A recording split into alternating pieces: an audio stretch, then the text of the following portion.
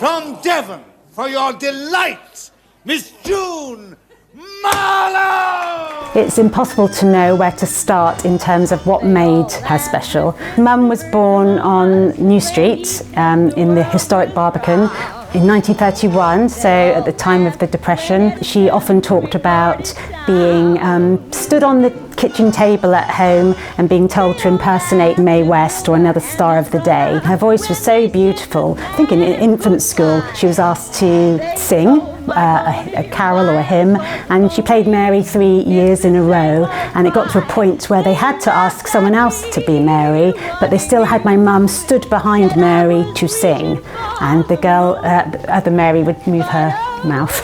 Here's Mum singing on Plymouth Hoe. During the war, Mum is probably about 9 or 10 here. She was stood near the band, and she was singing so beautifully that they called her over and got her in front of the mic, and she sang. Nancy Astor, the first female MP in the UK, who lived on the Hoe, heard about Mum and invited her to tea. As a young teenager, she began to be discovered more widely in Plymouth. On from there, her first paid job at 13. She went up to London to do that on her own, to Aeolian Hall on Bond Street.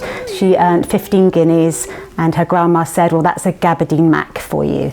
Mum and I both noticed that things were changing for her, and she was approaching 95, and we went straight to Mum's GP, who came and spent time talking to us, and then suggested that we be referred to St Luke's. I had always known of St Luke's growing up in Plymouth. I was thrilled and delighted really that St Luke's were interested in helping us.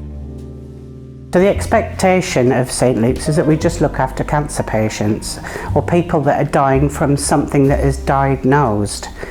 But she was different, she was frail, and she was put under the frailty, which is that she has no diagnosis. She has just come to an age where her body is starting to fail her.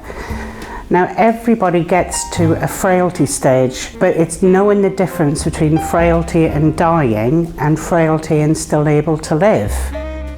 It was Mum's physical body just reaching the end of its time. Mum just wanting to stay in control and to stay the independent woman she always was, and to stay in her home which she loved and surrounded by her family, and that's what she wanted, and because of St Luke's we were able to do that. I think it meant everything because Mum was an extremely dignified person, extremely self-reliant, and would have found it very difficult to tolerate being somewhere else. And as her daughter, I would have found it very difficult to do what I did for my mum, which is to give her back all the unconditional love and care that she gave me at the start of my life. Going back to the 1950s, when Mum's career really took off, and there are still a lot of people around who remember that time, Mum was singing with a chart-topping group called the Stargazers, which came out of her singing with Eric Winston's orchestra. And then she developed a solo career from there and did thousands of radio and television broadcasts and became a household name.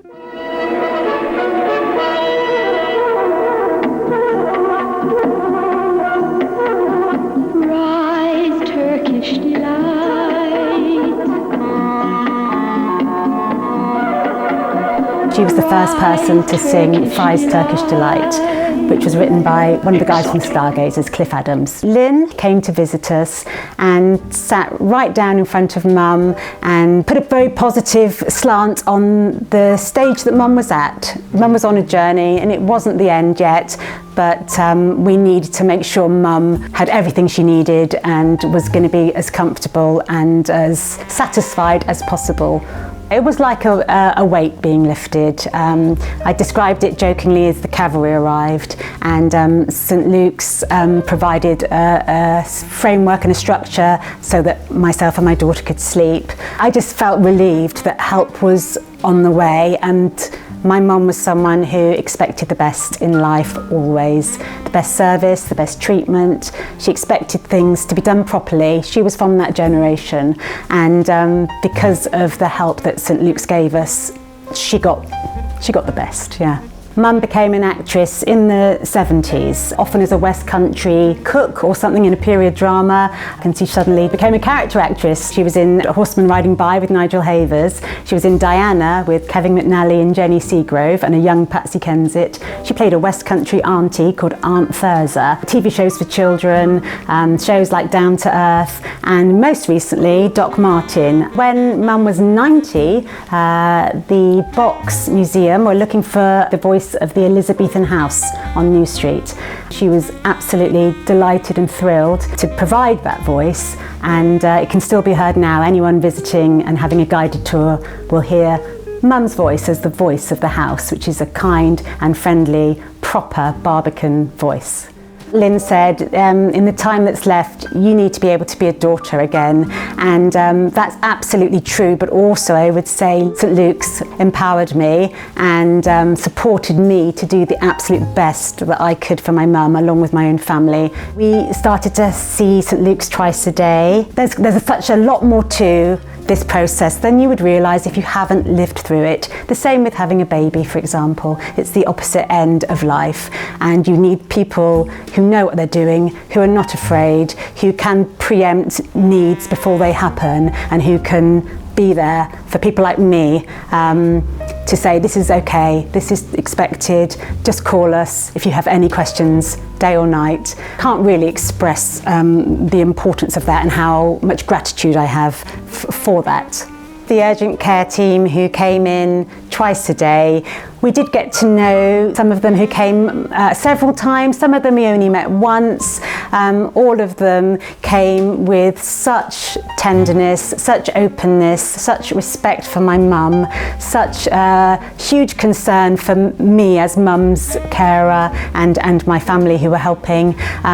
They took time to support me as much as mum and to care for her, and I feel so fondly towards all of them. I'd love to be able to see them all again and thank them all personally. I hope they realise how important what they do day in, day out is, and what a massive difference it makes to many people, not just the person receiving their loving care. Decline happens daily, as everyone who's been through this will recognise. St Luke's came in with more of an awareness of that, and with a real reverence for the moment.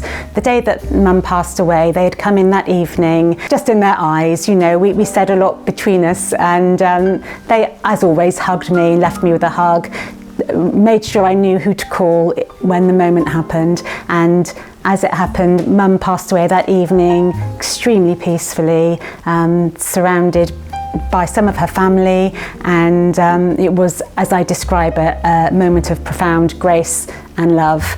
She expected the best from everything in life, and I believe with St Luke's that's what she got. I love them all. I hope they felt that love, and I hope they never forget how incredible they are and what they do day in, day out, what a difference it makes to everyone. Let's take a vow, 'cause ho, ho, ho, who's got the last laugh here? Let's take